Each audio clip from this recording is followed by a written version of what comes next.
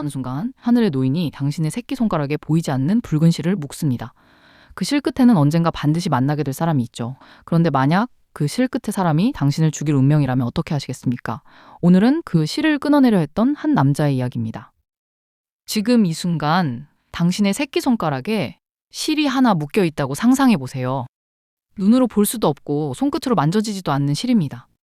잡아당길 수도 없고 가위를 대도 잘리지 않는다고 합니다. 그런데 그 실은 태어난 순간부터 단 한 번도 풀린 적이 없다고 하죠. 동아시아에는 아주 오래전부터 이런 이야기가 전해져 내려옵니다. 사람이 세상에 태어나는 그 찰나, 하늘의 노인이 조용히 다가온다는 겁니다. 노인은 갓 태어난 아이의 손가락에 붉은 실 한 가닥을 묶어둔다고 합니다. 아이는 울고 있고 부모도 산파도 그 실을 보지 못합니다. 그리고 그 실의 반대쪽 끝은 언제나 다른 사람의 손가락으로 이어져 있습니다. 그 사람이 아주 먼 곳에 있든 아직 태어나지도 않았든 상관없다고 합니다. 실은 아무리 멀어도 끊기지 않고 결국 두 사람을 마주서게 만든다는 겁니다. 그 사람들은 이 실을 인연이라는 따뜻한 말로 기억해 왔습니다. 첫눈에 반한 순간을 두고 실이 당겨졌다고 말하기도 하고요. 혼례의 붉은색을 쓰는 동아시아 풍습과도 자주 함께 이야기되곤 합니다. 여기까지는 누구나 한 번쯤 들어봤을 법한 다정한 옛 이야기입니다. 그런데 이야기를 조금만 뒤집어 보면 분위기가 완전히 달라집니다. 실이 반드시 만나게 한다면 그 만남은 절대 피할 수 없다는 뜻이니까요. 만약 그 실 끝에 있는 사람이 나를 죽일 운명이라면 어떻게 하시겠습니까? 실을 끊어야 할까요? 아니면 그 사람을 먼저 없애야 할까요? 그 답을 찾으려면 먼저 이 실을 묶었다는 노인이 누구인지부터 알아야 합니다. 동아시아 민간 설화에는 월화노인 또는 월화빙인이라 불리는 존재가 등장합니다. 이름 그대로 풀면 달 아래의 노인이라는 뜻입니다. 사람들은 그를 혼인을 관장하는 신령으로 여겼다고 전해집니다. 전승 속 그의 모습은 언제나 밤이고 언제나 달빛 아래입니다. 낮에는 아무도 그를 본 적이 없다고 하죠. 그리고 그의 손에는 늘 두꺼운 책 한 권이 들려 있습니다. 사람들은 그 책을 혼인부라고 불렀습니다. 혼인을 적어둔 장부라는 뜻입니다. 이 책에는 이 세상에 태어난 모든 사람의 짝이 이미 적혀 있다고 합니다. 여기서 순서를 잘 보셔야 합니다. 두 사람이 만나서 인연이 되는 게 아닙니다. 기록이 먼저이고 만남은 그 뒤에 오는 것입니다. 당신이 아직 얼굴도 모르는 그 사람의 이름은 이미 그 종이 위에 적혀 있다는 이야기죠. 노인은 책을 펼쳐 짝이 된 두 이름을 확인합니다. 그리고 자루에서 붉은 실 한 가닥을 꺼냅니다. 그 실을 한쪽 사람의 발목이나 새끼손가락에 묶고 반대쪽 끝을 다른 한 사람에게 똑같이 묶어둔다는 겁니다. 묶인 사람은 그 사실을 평생 알지 못합니다. 실은 눈에 보이지 않으니까요. 그런데 여기서 한 가지 의문이 남습니다. 이미 적혀버린 그 이름은 정말 사람의 힘으로는 바꿀 수 없는 것일까요? 설화가 전하는 이 실에는 한 가지 규칙이 있다고 합니다.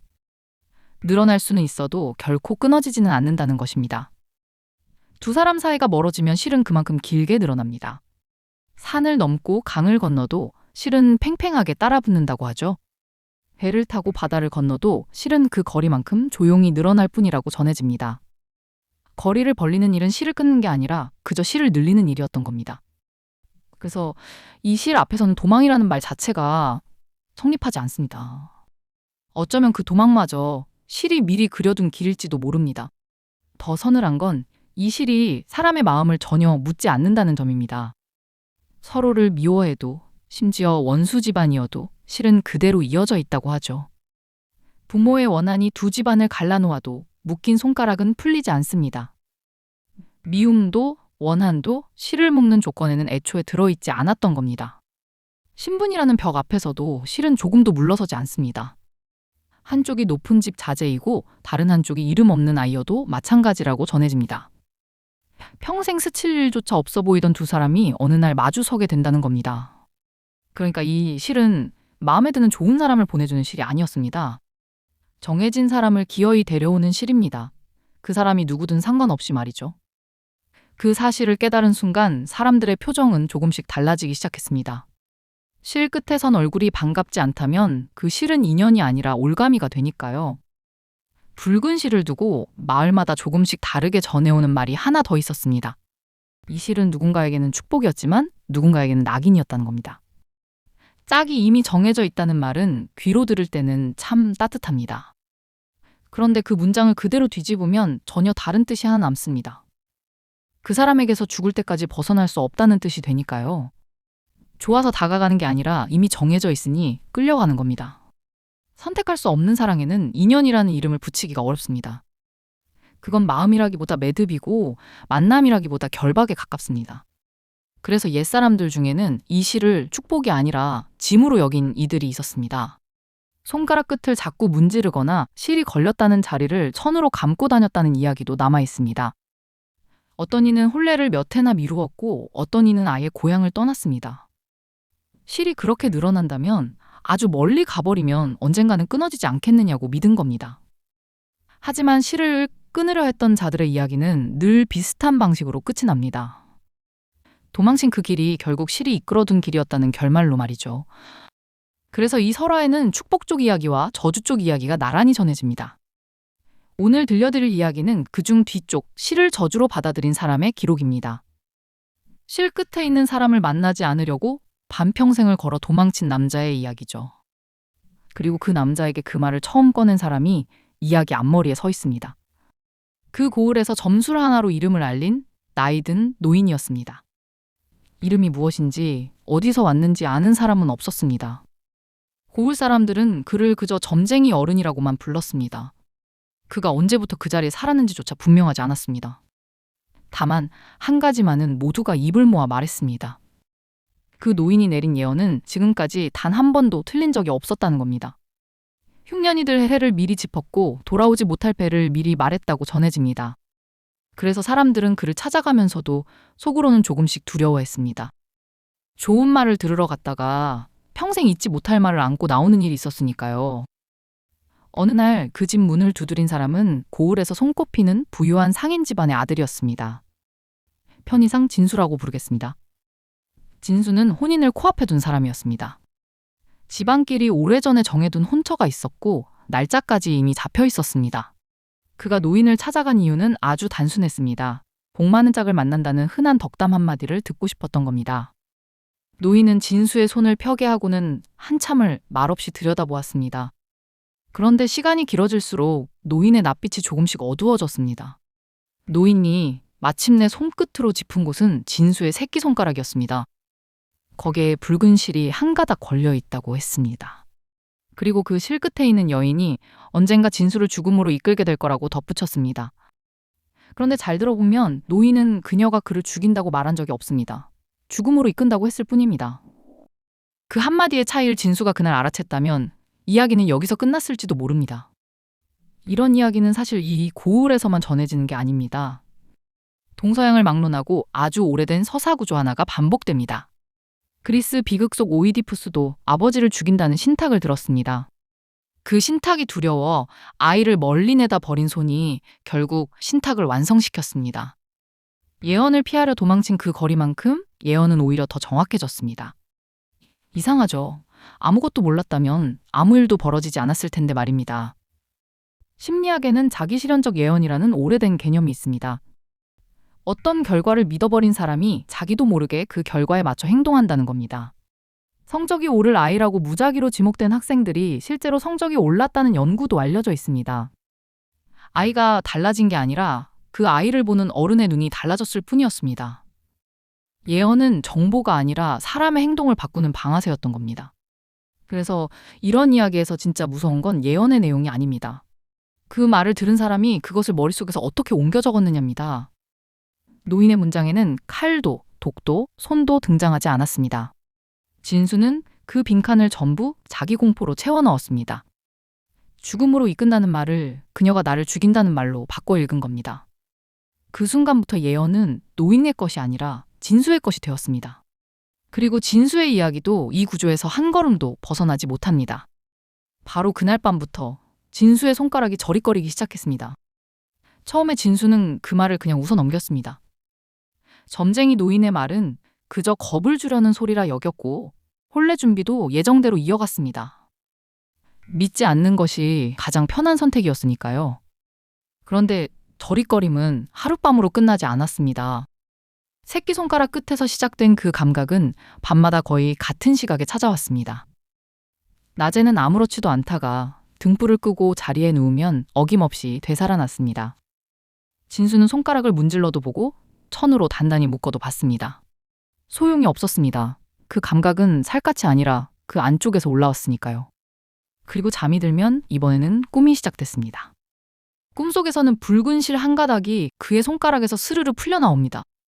그 실은 팔을 타고 어깨까지 올라와 아주 천천히 목을 감았습니다. 이상한 건 그 실이 조이지는 않았다는 점입니다. 그저 감아둔 채로 언제든 당길 수 있다는 걸 알려주듯 가만히 있었습니다. 진수는 매번 숨이 막히기 직전에 잠에서 깼습니다. 같은 꿈이 열흘 넘게 반복되자 그는 마침내 하나의 결론에 도달합니다. 실 끝에 있는 여인을 아예 만나지 않으면 아무 일도 일어나지 않는다. 만남이 없으면 죽음도 없다. 그렇게 믿은 겁니다. 그래서 그는 집안이 오래전 맺어둔 정혼을 제 손으로 깨버렸습니다. 상인 집안의 체면도 이미 오간 예물도 전부 내려놓은 결정이었습니다. 그리고 아무 연도 닿지 않은 먼 지방을 골랐지만 과연 그곳은 정말 연이 없는 곳이었을까요?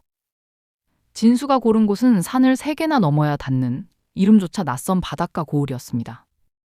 집안에서 부리던 하인 2명만 데리고 그는 밤중에 조용히 길을 나섰다고 전해집니다. 가는 길에 그는 자신의 성씨를 밝히지 않았고 어디서 왔는지도 끝까지 말하지 않았습니다.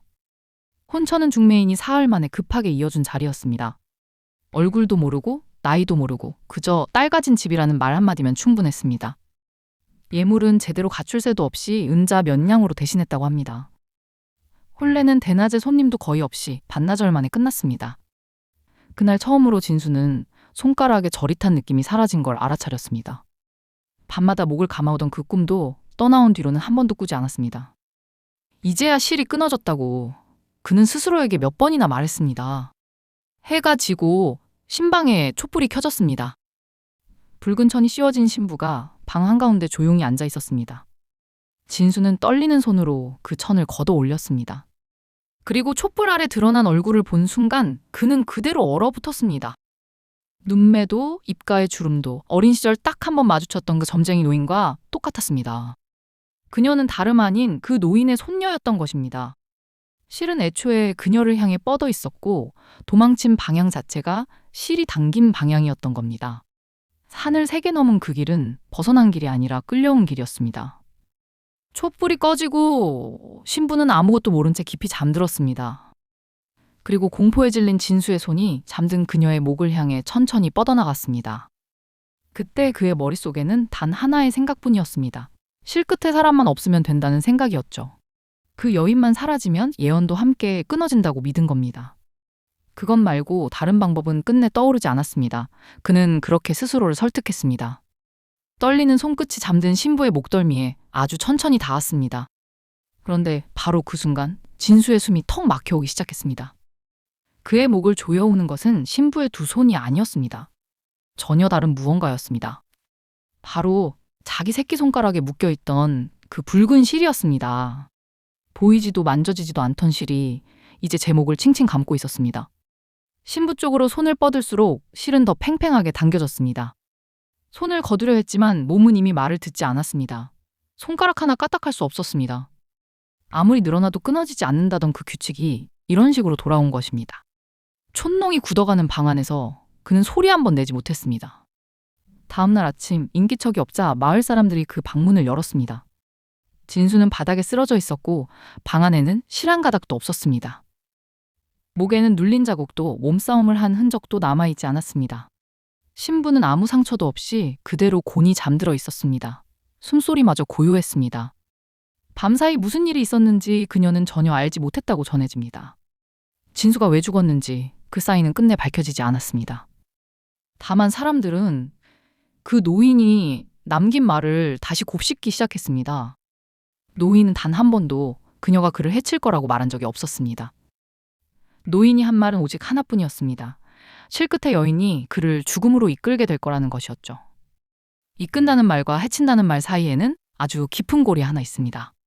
그녀는 처음부터 끝까지 그저 실의 반대편에 서 있었을 뿐이었습니다. 정작 그날 밤 손을 뻗은 사람은 다름 아닌 진수 자신이었습니다. 실을 끊으려 내민 그 손이 결국 자기 목을 조르는 손이 되어버린 겁니다. 그러니까 노인의 말은 예언이라기보다 한 문장짜리 경고에 가까웠던 셈입니다. 만약 그가 그 말을 피하려 들지 않았다면 어땠을까요? 파혼도 먼지방울의 도피도 얼굴도 모른 채 올린 급한 혼례도 없었을 겁니다. 운명을 거스르려는 시도 자체가 그 운명을 완성시키는 마지막 열쇠가 되었던 거죠. 이 설화가 수백 년이 지나도록 살아남은 이유도 아마 거기에 있을 겁니다. 붉은 실은 본래 누군가를 만나게 하려고 묶인 실입니다. 하지만 그 실을 억지로 끊어내려는 자에게는 스스로를 묶는 밧줄로 변한다는 겁니다. 실은 끊어지지 않습니다. 다만 끊으려는 손을 향해 조용히 되감길 뿐이죠. 어쩌면 여러분의 손가락에도 어딘가로 이어진 실 한 가닥이 걸려 있을지 모릅니다. 그 실의 끝에 지금 누가 서 있을지 오늘 한 번쯤 떠올려 보시는 것도 나쁘지 않겠습니다. 물론 그 끝을 확인하는 방법은 끝까지 살아보는 것밖에 없겠지만요. 여러분이 알고 있는 붉은 실설화나 사는 지역에 전해지는 괴담이 있다면 댓글로 남겨주세요. 다음 이야기에서는 실이 아니라 이름으로 사람을 묶었다는 또 다른 전설을 들고 찾아오겠습니다. 여러분의 손가락에도 어딘가로 이어진 실이 있을지 모릅니다. 그 실의 끝에 누가 있을지 오늘 한 번쯤 생각해 보시는 것도 나쁘지 않겠습니다. 비슷한 붉은 실설화나 여러분이 알고 있는 지역 괴담이 있다면 댓글로 남겨주세요. 다음 영상에서 또 다른 이야기로 찾아오겠습니다.